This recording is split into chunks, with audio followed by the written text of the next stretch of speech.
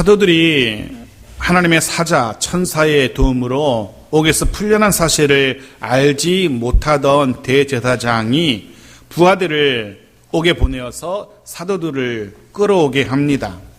하지만 지난주 말씀에서 이미 보았듯이 사도들은 더 이상 옥에 갇혀 있지 않았습니다. 옥은 비어 있었던 거죠. 옥에서 사도들을 찾지 못한 대제사장의 부하들이 돌아와서 대제사장에게 보고를 하죠. 23절 그들의 보고를 들어보십시오. 같이 읽겠습니다. 시작. 이르되 우리가 보니 옥은 든든하게 잠기고 지키는 사람들이 문에 서 있으되 문을 열고 본즉 그 안에는 한 사람도 없더이다 하니. 이 보고는 분명 대제사장이 보내었던 대제사장의 부하들의 보고였습니다. 그리고 그 보고의 내용이 무엇입니까? 먼저는 옥은 든든하게 잘 잠겨 있었다는 겁니다. 그 두 번째 보고는 지키는 사람들도 그 자리를 잘 지키고 있었습니다. 한눈 팔지 않았고 자리를 이탈하지 않았습니다. 그 옥문 앞을 든든히 지키고 있었습니다. 여기까지는 아무런 문제가 없어 보입니다. 옥도 잠겨 있고 문도 잠겨 있고 지키는 사람들도 있고, 그런데 그 문을 막상 열어보니까 옥 안에는 단 한 사람도 없었다는 것, 이것이 그들의 보고입니다. 상식적으로 말이 되지 않죠. 옥문이 열려 있었던 것도 아닙니다. 지키는 사람들이 자리를 비운 것도 아니었습니다. 그런데 정작 안에 있어야 될, 그 옥문 안에 있어야 될 사람들이 없다는 겁니다. 아무리 생각해도 말이 되지 않는 상황입니다.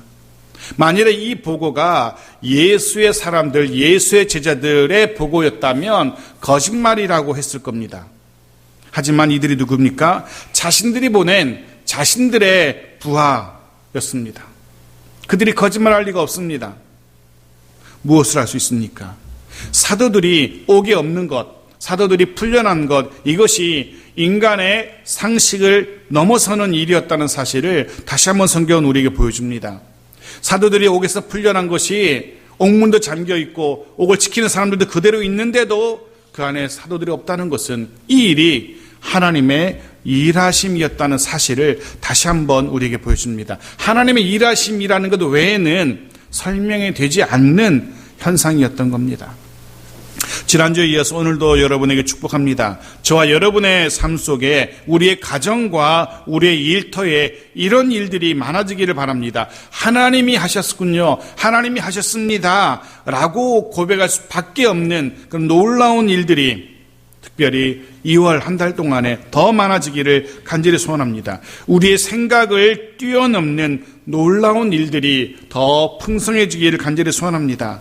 하나님의 일하심으로 인하여 문제가 풀리고 막힌 것들이 열리는 은혜가 더 많아지는 이번 한 달이 되어지기를 주의 이름으로 축복합니다.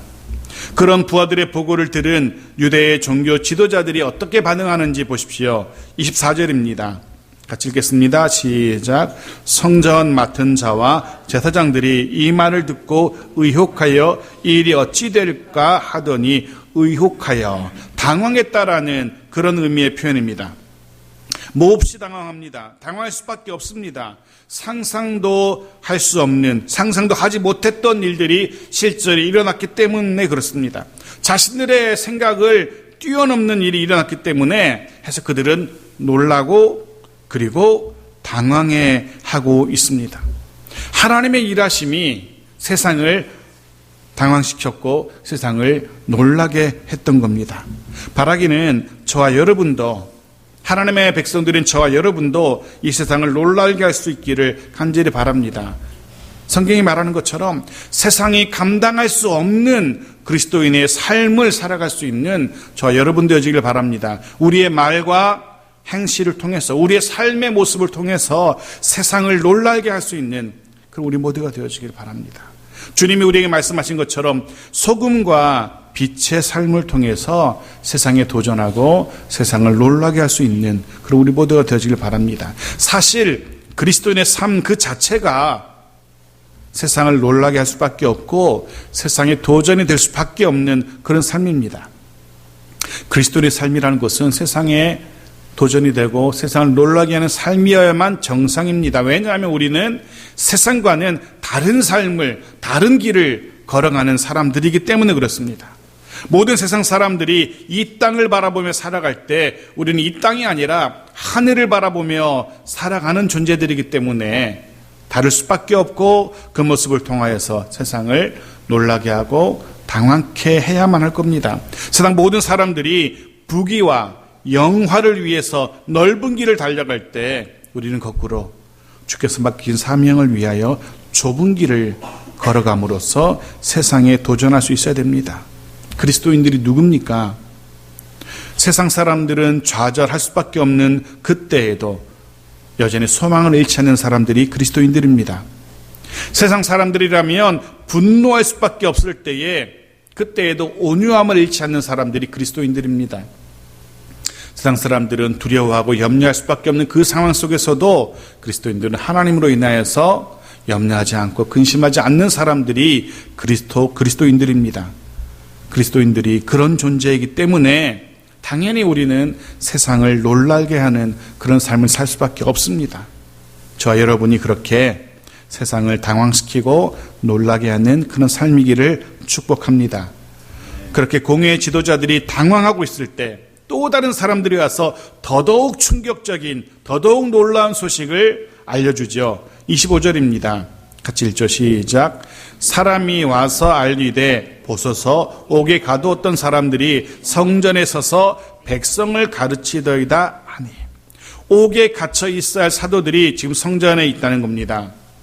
그것도 그냥 있는 것이 아니라 백성을 가르치고 있다는, 정말 말도 되지 않는 소식이 들려집니다. 어떻게 이렇게 대담할 수 있을까라는 생각이 듭니다. 언제 공회의 명으로 사도들을 다시 잡으러 올지 모르는 그런 상황인데, 게다가 다시는 가르치지 말라는 공회의 명까지 어긴 현행범, 탈옥범들입니다. 다시 붙들린다면 더 엄한, 더 심한 처벌을 받을 수밖에 없는 상황인데, 두려울 수밖에 없는 상황입니다. 그런데도 사도들은 더 이상 사람들을, 더 이상 세상을, 공회를 두려워하지 않는 모습을 보여주고 있는 겁니다.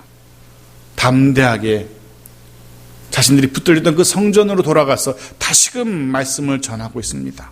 그럴 수 있었던 이유는 사도들이 정말로 중요하게 여겼던 것은 자신들의 안위가 아니었습니다. 주께서 맡기신 사명, 나아가서 예루살렘과 온 유대와 사마리아와 땅끝까지 복음을 전하는 증인이 되라는 주께서 맡기신 그 사명, 그것이 무엇보다 중요했기 때문에 그들은 다시금 성전으로 달려갔습니다. 그것이 그들의 삶의 1순위였습니다. 무엇보다 중요하고 무엇보다 시급한 사명이었습니다. 그런 생각을 해봅니다. 지금 우리의 머릿속을 사로잡고 있는, 우리의 마음을, 우리의 생각을 사로잡고 있는 것, 우리가 중요하게 여기며 살아가는 것이 무엇일까? 그런 생각을 해봅니다. 요 근래 여러분의 생각을 사로잡는 것들이 무엇입니까? 대다수의 사람들은 신종 코로나 바이러스, 이것이 우리의 머릿속에 가득할지도 모르겠습니다. 무엇이 중요한지. 바라기는 말씀대로 사는 삶, 주께서 맡기신 사명을 따라 살아가는 것, 그리스도인답게 살아가는 것, 이것이 우리의 가장 큰 관심사, 우리가 가장 중요하게 여기는 그런 삶의 방향, 삶의 목적이 되었으면 좋겠습니다. 사도들은 지금 그것이 가장 중요한 우선순위였고 가장 중요한 삶의 방식이었습니다. 결국 예상했던 대로 사도들이 다시 붙잡혀옵니다. 26절이죠. 같이 읽죠. 시작. 성전 맡은 자가 부하들과 같이 가서 그들을 잡아왔으나 강제로 못함은 백성들이 돌로 칠까 두려워합니다라. 잡혀오긴 했지만 상황이 좀 바뀌어 있죠. 상황이 많이 바뀌어 있어요. 성령이 임하셨고 사도들을 통해서 복음이 예루살렘에 선포되었고, 그리고 그 과정을 통하여서 예루살렘의 교회의 호의적인 사람들, 사도들에게 호의적인 사람들이 많아진 겁니다. 우리는 이미 살펴봤어요. 예루살렘 교회와 성도들이 예루살렘 사람들에게, 백성들에게 인정받고 칭송받고 있다는 사실을 이미 살펴봤어요. 수많은 예루살렘의 사람들이, 병자들이 고침을 받았고 나음을 얻었어요. 그리고 여전히 교회는 수만의 사람들로부터 지지를 받게 됩니다. 이런 상황에서 사도들을 특별한 범죄 행위도 드러나지 않는데 함부로 불법적으로 대했다가는 자칫 자신들이 화를 당할 수도 있겠다라는 그런 생각을 할 정도로 상황이 많이 바뀌었어요. 해서 그 권력기관인 공회도 백성들의 눈치를 보게 됩니다. 잘 보시면 공회원들이 백성을 두려워했다라고 기록하고 있어요. 백성을 두려워했다. 이게 좀 흥미로운 게 사도들은 더 이상 공회를 두려워하지 않습니다. 사도들은 더 이상 사람의 손길을 무서워하지 않습니다. 그저 하나님께서 어떻게 생각하실까? 하나님께서 우리를 어떻게 다루실까? 하나님만 의식하고 하나님만 두려워하고 있습니다. 그런데 사도들만큼이나, 아니 사도들보다 더 많이 더 오래 하나님에 대해서, 하나님의 말씀에 대해서 연구해 왔던 공회원들이 하나님이 아니라 오히려 사람을 두려워하고 있는 이 모습, 말이 되지 않는 모습입니다. 사실 사도들은 말씀을 연구한 지 깊이 묵상한 지 얼마 되지도 않아요. 고작 해봤자 3년 정도, 예수님에게 배운 거 3년 정도, 그 정도밖에 심도 있게 말씀을 배운 적이 없어요. 하지만 이 공회원들은 나면서부터, 어릴 때부터 율법을 배우면서 자란 사람들입니다. 율법에 능한 사람들입니다. 하나님의 말씀을 누구보다 잘 아는 사람들이에요. 그런데 정작 그들의 삶은 하나님이 아니라 사람을 의식하고, 하나님의 말씀이 아니라 사람들의 이야기 평판에 더 의존하는 것을 우리가 보게 되어집니다. 마태복음 10장 28절에서 주님은 이렇게 말씀하십니다. 같이 읽겠습니다. 시작. 몸은 죽여도 영혼은 능히 죽이지 못하는 자들을 두려워하지 말고 오직 몸과 영혼을 능히 지옥에 멸하실 수 있는 이를 두려워하라. 주님의 말씀입니다. 여러분은 무엇을 두려워하며 살아가고 계시는지요? 그런 말이 있습니다. 우리의 눈이 향하는 곳에 우리의 마음이 가게 되어 있습니다. 우리의 마음이 가는 곳에 우리의 눈이 머물게 되어 있습니다. 우리의 눈이, 우리의 마음이 하나님에게 가 있기를, 하나님의 말씀에 머물 수 있기를 간절히 소원합니다.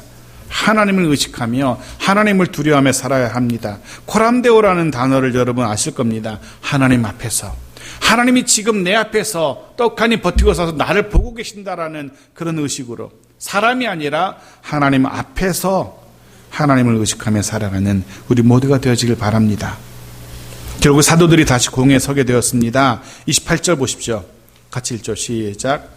이르되 우리가 이 이름으로 사람을 가르치지 말라고 언금하였으되 너희가 너희 가르침을 예루살렘에 가득하게 하니 이 사람의 피를 우리에게로 돌리고자 함이로다. 공회가 신문을 시작합니다.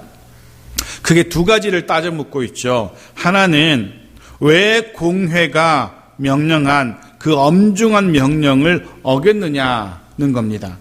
이 이름으로 가르치지 말라고 언급했는데 왜 가르쳤느냐는 것 한 가지 따져 묻고요. 또 하나는 예수의 죽음을 아무 책임 없는 자신들 공회와 대제사장에게 뒤집어 씌웠다는 죄목 두 가지로 신문합니다.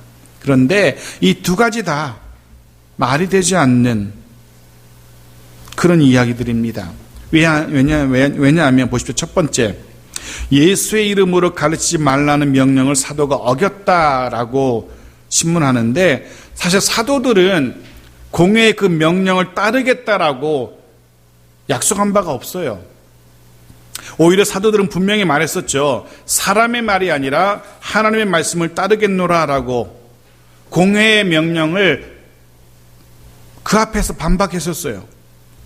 하나님께서 예수의 이름으로 가르치지 말라고 한다면 그렇게 하겠지만, 공회의 명령이라 할지라도 하나님의 명령이기에 예수의 이름으로 가르치겠노라라고 그 앞에서 이미 선언했었거든요. 보십시오. 사도행전 4장 19절부터 21절 같이 읽겠습니다. 시작.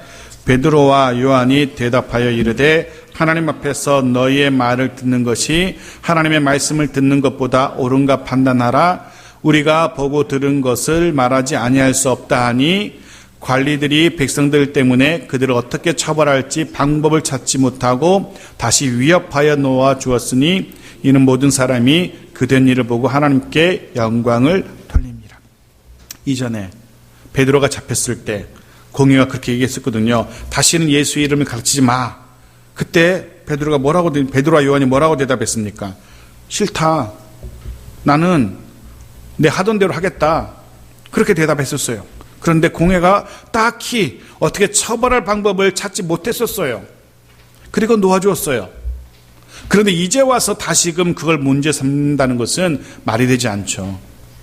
함께 읽었듯이 이미 지난번 공회에서 그렇게 매듭 지어진 일이에요. 베드로와 요한이 나는 계속해서 예수를 가르치고 예수의 이름으로 말하겠다라고 선언했었어요. 그 선언대로 살아가고 있을 뿐입니다. 절대로 불법을 저지르지 않았어요. 둘째, 예수의 피는 대제사장의 책임이 맞죠. 죄 없는 죄를 뒤집어 씌운 게 아니라는 거죠. 마태복음 27장 25절에 분명히 이야기합니다. 같이 읽겠습니다. 시작. 백성이 다 대답하여 이르되 그 피를 우리와 우리 자손에게 돌릴지어다 하거늘. 예수를 판결할 때 대제사장을 포함한 모든 유대인들이 이렇게 외쳤어요. 그 피를 우리와 우리 자손에게 돌릴지어다. 그들의 대답입니다. 자신들의 대답이에요. 예수 그리스도가 흘린 피, 그 피의 책임이 자신들과 자신들의 자손들에게 있다라고 분명히 그들이 얘기했어요. 그런데 이제 와서 예루살렘에 많은 사람들이 그 예수를 따른다는 이유 때문에 자신들은 그 피 흘림에 책임이 없다라고 말하고 있어요. 비겁한 모습이죠. 분명히 떳떳하게 그 피를 우리에게 돌리라고 얘기했다가 정작 많은 사람들이 그 예수를 따르게 되자 자기들은 그러지 않았다라고 이야기하고 있는 겁니다. 너무나 비겁한 모습이에요. 그런데 사실 공회의 신문 속에서 그런 잘못된 불법적인 신문 외에 더 놀라운 사실 하나를 우리가 발견하게 됩니다. 어쩌면 우리가 정말로 주목해야 될 것은 그들의 불법적인 신문이 아니라 바로 이겁니다. 뭐냐면 사도들의 가르침이, 즉 복음이 예루살렘에 가득하게 되었다라는 그들 자신의 고백이에요. 그들이 사도들을 신문하면서 그렇게 말했잖아요. 예루살렘에 복음이 가득하게 되었다라고. 그들의 가르침이 예루살렘에 가득하게 되었다라고 그들의 입으로 실토하게 되었어요. 주님의 약속이 하나씩 성취되기 시작한 겁니다. 사도행전 1장 8절을 기억하실 겁니다. 같이 읽어볼까요? 시작. 오직 성령이 너에게 임하시면 너희가 권능을 받고 예루살렘과 온 유대와 사마리아와 땅끝까지 이르러 내 증인이 되리라 하십니다. 복음이 확장될 것을 주님이 이미 약속하셨고 그 약속대로 성령이 임하셨고 그 약속대로 권능을 받았고 그 약속대로 예루살렘의 증인이 되었고 그로 인하여서 그곳 예루살렘에 예수의 복음이 가득하게 되었다라고 대제사장의 입술을 통하여 우리에게 증거되고 있습니다. 심지어 우리는 예루살렘에 가득하게 된 이 복음이 예루살렘이라는 담을 넘게 되었음도 우리가 지난 시간에 보았습니다. 5장 16절이었죠. 다시 한번 읽어볼까요? 시작.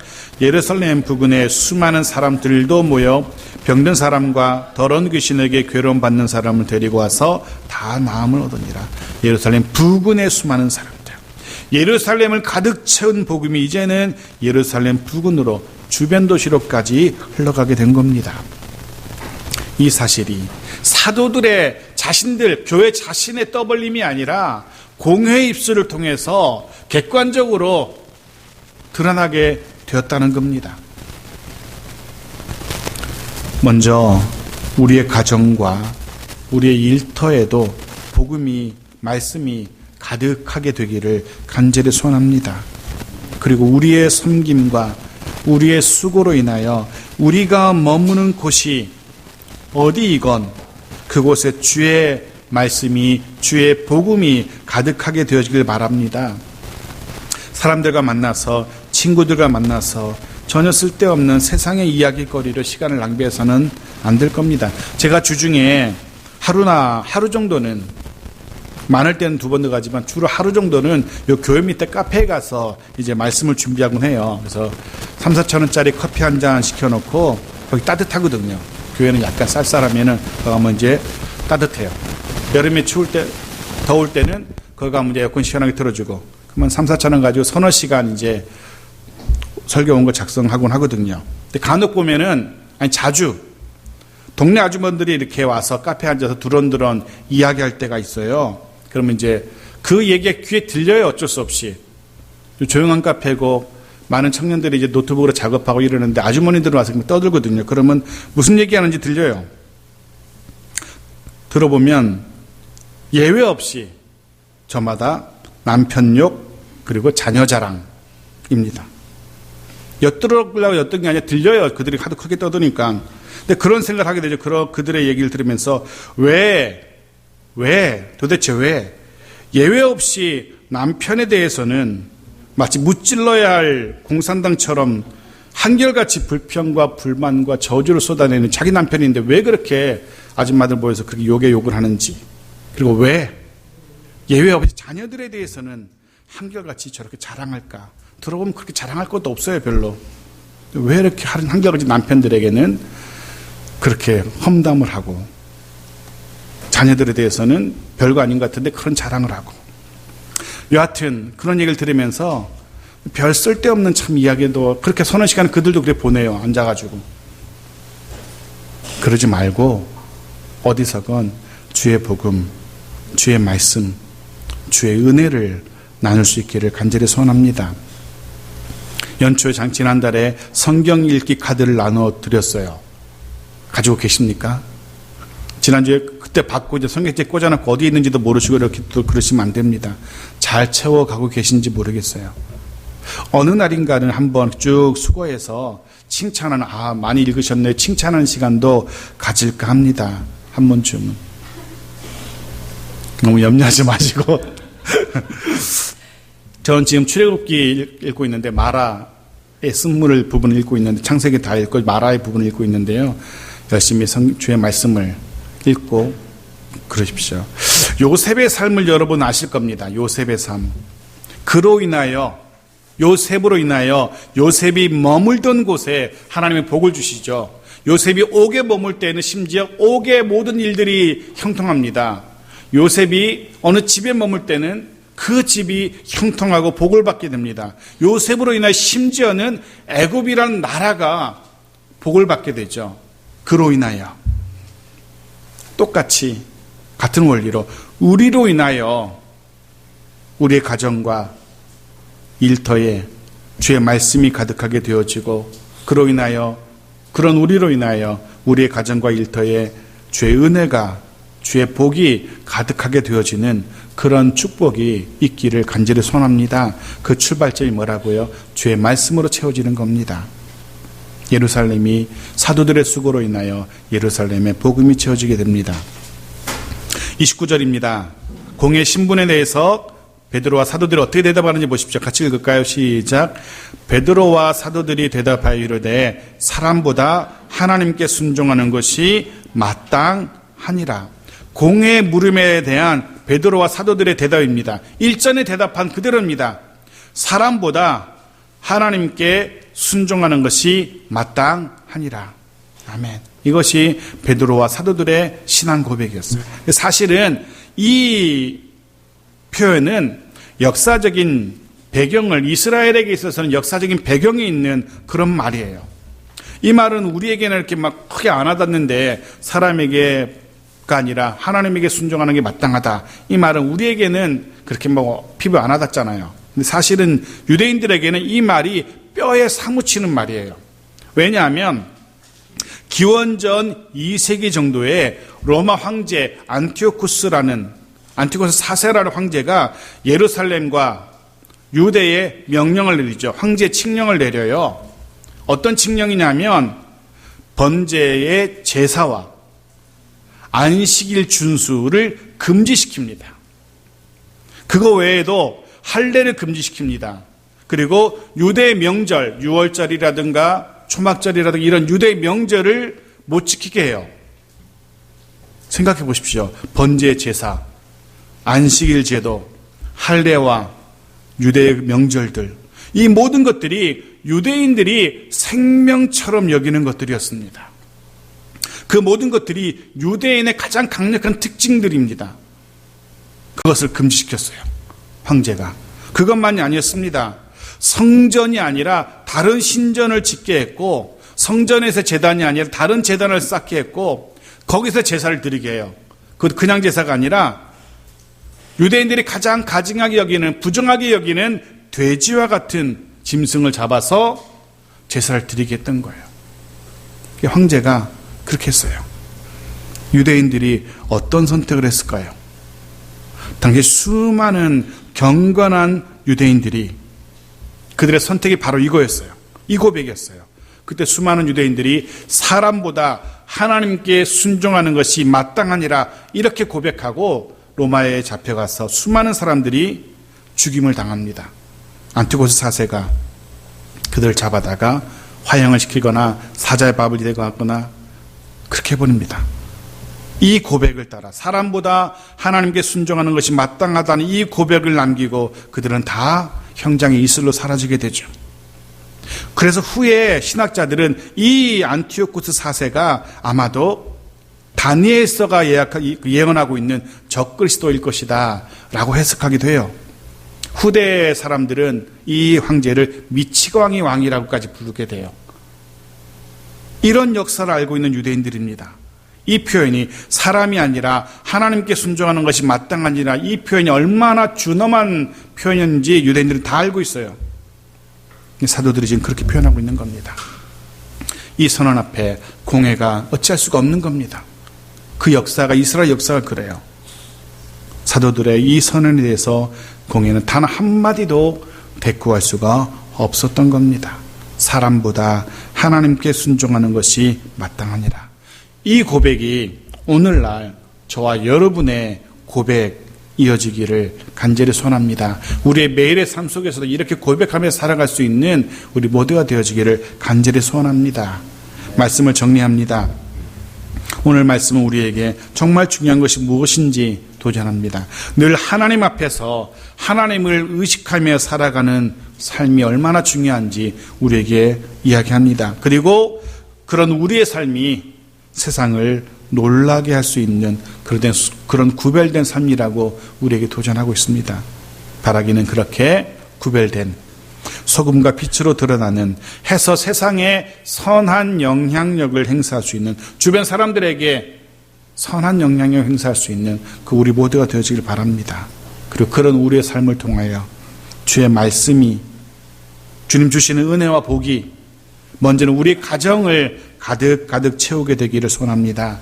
그리고 나아가서 그런 주의 말씀과 주님의 은혜가 우리 일터도 가득 채우기를, 그리고 그 차고 넘치는 주의 말씀과 은혜가 이제는 우리 주변으로까지 자연스럽게 흘러가게 되어지는 그런 주의 은혜가 우리 모두에게 임하기를 주의 이름으로 축복합니다.